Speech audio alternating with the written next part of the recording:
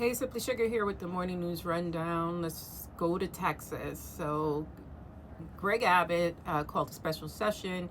He's looking to gerrymander the state, meaning he's looking to redraw district maps to get more GOP elected persons to the House and the Senate. This is ahead of the 2026 midterm. Sorry, trying to go back in time. The 2026 midterms. And it's just a way of cheating, basically. But Gavin Newsom says, you know what, if you're going to do that, we're going to do that in California to balance out whatever you're trying, whatever BS you're trying to do over there. And I think blue states need to do that. We need to take a hard line. If these red states are going to redraw their districts, well, then we can do it too. We can do it too, and to make sure that you're not going to cheat the American people of their vote. And that's just plain and simple. Take the hard line. I like it.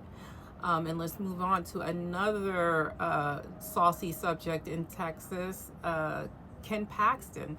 Now, Ken Paxton had an impeachment trial back in 2023 where there was testimony about his affairs. There were several.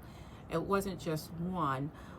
So it's not alleged because there was sworn testimony to it, not, by himself. Actually, he and I think they try to call his mistress, as a witness, if I'm not mistaken.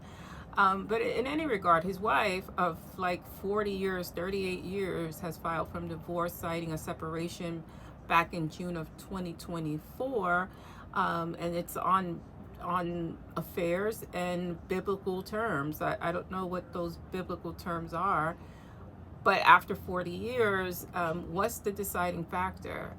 I'm of the opinion that somebody is pregnant or had a baby, just to throw some more hot tea in the mix. That's just my personal opinion. There's no fact in that. It's just my lucky guess as to what's the straw that broke the camel's back in that relationship. Moving on, let's talk about Ghislaine Maxwell. Now, she was convicted as a co-conspirator with Jeffrey Epstein in sex trafficking.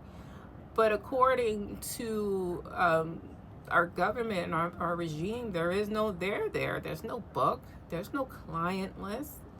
This is all a figment of my imagination, or of our imagination. So, like, what is she convicted of? She was sentenced to 20 years back in June 2022 for nothing. There was no clients.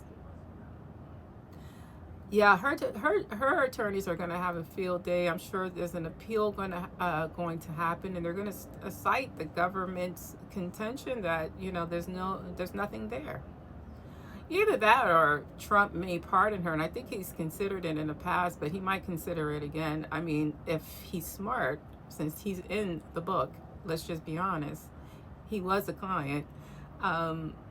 Yeah, a pardon for her silence might work. I'm Simply Sugar. That's the morning news rundown. Let me know your thoughts as always. Please like, follow, and share if you can.